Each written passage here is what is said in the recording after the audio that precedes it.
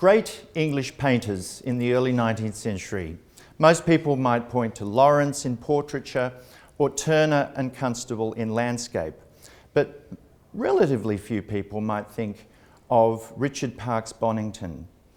Yet Bonington was one of the most important and certainly most brilliant English painters of the era. He was born in Nottingham in 1802, and it was a consequence of the economic depression in the second decade of the 19th century that propelled the Bonington family to France, where Bonington's father established a retail business in lace making in Calais, later moving to Paris, where he had a lace shop. And this gave Richard Parkes Bonington his artistic education.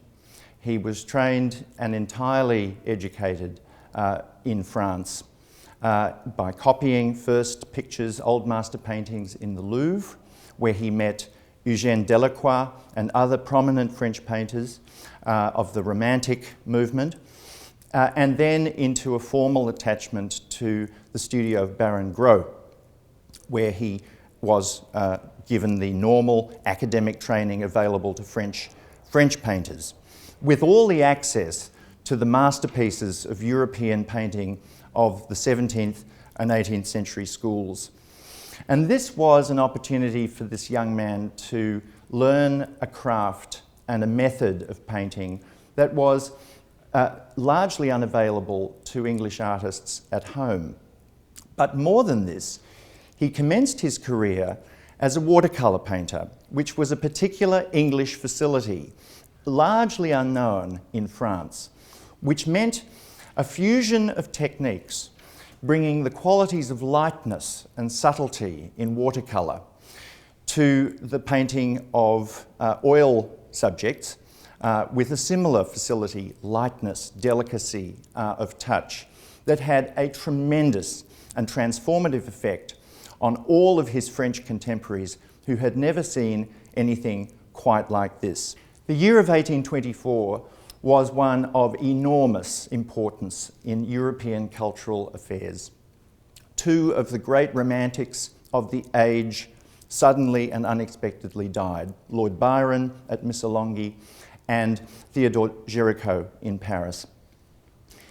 And at this time, Bonington turned to oil painting, and on a series of sketching tours along the coast of France, produced a number of ambitious pictures such as this one, which took as their philosophical starting point the bedrock of Dutch landscape painting, which he'd seen and copied in the Louvre, but brought to it this, as I've said, this facility of lightness and airiness that was a particular English province of watercolour. And so it was that at the Salon of 1824, Bonington, at the age of 22, burst onto the Paris scene and won himself, with this painting, the gold medal of the Salon.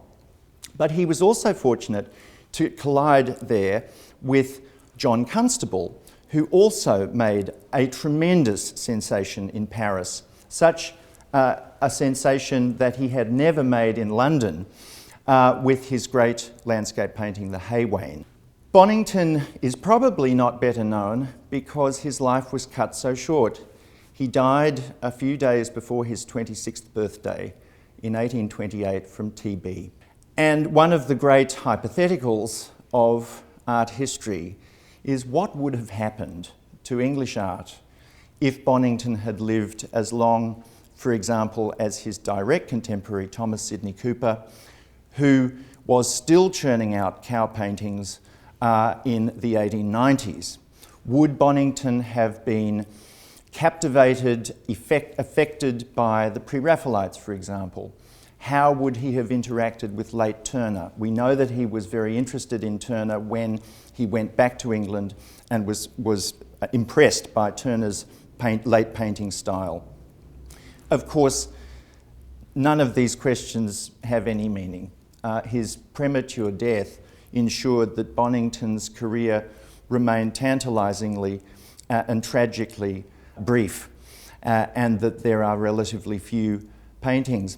There were even relatively few collectors of Bonington's art, one of whom, of course, perhaps most importantly, was Paul Mellon, and is the reason why Yale today possesses such a stunning group of masterpieces by this relatively unknown young English romantic.